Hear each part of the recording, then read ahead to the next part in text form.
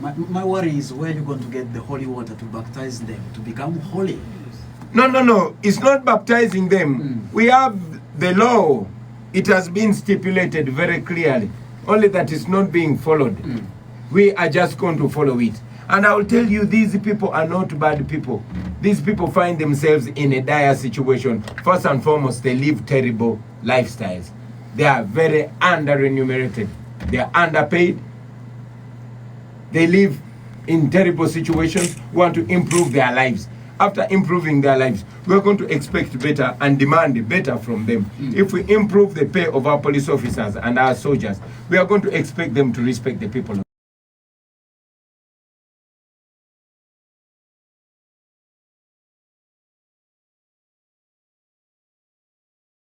Teachers and their way of life. We're going to expect them to teach our children. We're not going to expect a teacher to first go to a border stage and make some money before they can come and teach our children. They are going to teach our children with pride. If we pay our medical workers well, we are going to expect. I would add something to that just to strengthen it very briefly. It's okay. Yeah, thank you so much. Manzo Kosi, my repeat, our National Unity Platform Party is premised on ensuring that there is rule of law, not rule by law.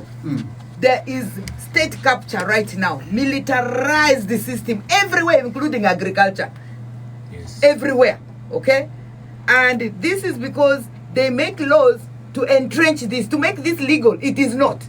It's not legal. So our government and Lakini, and where I will also be part of the advisors, is very, very keen on making sure our commitments with the citizens, with the people, premised on discipline, the core values of discipline, reliability, integrity, inclusivity, fidelity, and service.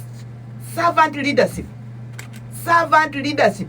We are not going to be bosses from whichever level, and it's going to be a bottom-up approach to governance. Everybody matters, and it will deconstruct that worry that, oh, you know, are we going to reinvent the people? No. The systems are going to be very strong. The commitments are real. We are living it right now in our party. And especially for us, the women, make sure you understand these values. You hold us accountable. Accountability, we hold them. I hold my president very accountable, and he holds me accountable and calls me to order. So this is where we're going to have strong institutions working together, deconstruct rule by law into rule of law. Yes. Manzo Opos. Let's have that translation in Mali, because our time is fast spent. We need to get as well get the name of the people out there. You do and the president America yakolo amaridiare ama iya ne rani for Zumani Dridri ongo ama iya nyirisi anyevo anyeri loboti aruri ongo easy titro bakata biaruri Manzo Opos. All right, yes, His Excellency. Our time is fast spent, and of course, we need to also get the view of the Mali people who are going to accept and embrace your name for everyone, which I think, if my Mali is also perfect, I think that is the translation. But before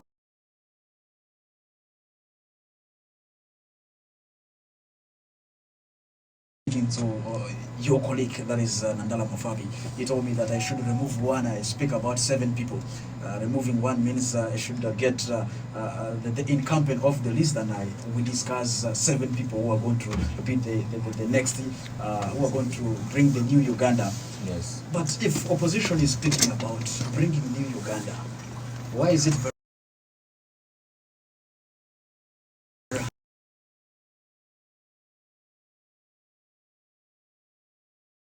hard for opposition to front to one candidate, maybe if in the names of Robert Chagulanyi having a better move? Yes. That is the same question that I've been asking myself for a long time. But again, the answer is very easy to get. I was a musician initially. I was not in politics. But I also always wondered, why is DP FDC's worst enemy and the other way around? Why not General Museveni? But as I grew up, I tend to realize that this is not about opposition or NRM. This is about the people of Uganda. This fight is not between NRM and the so-called opposition. This is between the oppressors and the oppressed. I'm sure you've seen so many people wearing NRM t-shirts, but coming to support us. I'm sure you've seen even people that profess themselves as NRM, but criticizing and condemning the wrongs that are being done. Okay? So here we want to liberate the people of Uganda. Some people of Uganda are actually not belonging to any political party. I've said it many times that for us, we are not a political party. We just have a political party, but we are people power. We started out as a loose political movement. So we don't want to be identified as a political party. The political party called National Unity Platform is our electoral platform. But while we are fighting for the people of Uganda, we are fighting for the people of Uganda, the soldiers that are apolitical, but they vote. The police officers that are supposed to be apolitical, but they vote. So when we are sending out a message, we don't identify as opposition, because you will agree with me that dictators invent their own opposition. You have some members in the so-called opposition who is major preoccupation is their position, and they will fight any composition that threatens their position. Majority of the so-called opposition members, they don't want to put an end to the Museveni dictatorship. They just want to improve their life within the Museveni dictatorship. Yeah. So for us, we are revolutionaries that are willing to work with everybody and anybody, whether you identify yourself as opposition or those that are apolitical, and even those that are within the NRM. I will not mention their names, but many people that fear for their businesses, for their livelihood, and for their, their life. They can't come out to speak. Some of them hide in yellow, but they want change. So this is not a question of just a so-called opposition. If you rely on the so-called opposition, you will be disappointed. The people of Uganda must come together and not look at colors and seek change. I am confident and proud to say that myself and the team that I lead, we represent just that. We promise that not just in words, but in action.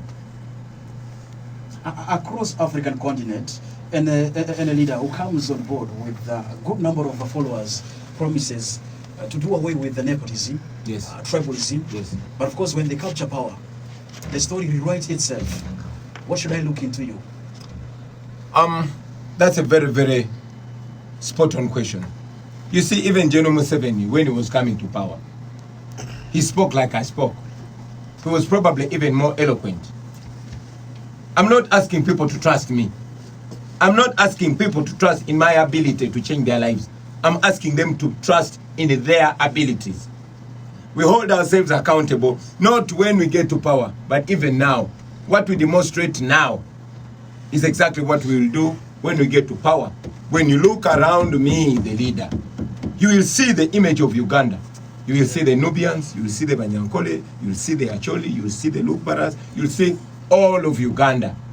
Even when we are constrained and limited, for example, when we come to Northern Uganda, they beat us, they block us, they stop us from reaching people, so that they can still feed us into their narrative of being only belonging to Buganda region or to below the Karuma. That is intentional. But one thing that I can say is that in a new Uganda, we want to empower the people so that the people can decide. The people know exactly what they want. They just need to be empowered to decide what they want, not what the leaders want. We've said it many times that we want to reduce the power of the president, and we also want to reduce the power of the so-called politicians by empowering the people. You see, every time the people know their rights, every time the people know their power, you can no longer bully them. You can no longer undermine them. That is what we want to do. I don't want it to be about me. No, I want to give the power back to the people so that even me myself, if I turn around and bring nonsense, the people can kick me the hell out. Yes. Because they will be empowered. Yes. And not just me, but every other politician. Yeah. We want to reduce the leaders to servanthood. Yeah. Yes. Let's have the translation, quick one, and of course we get to the concern of the listener out there who is following here.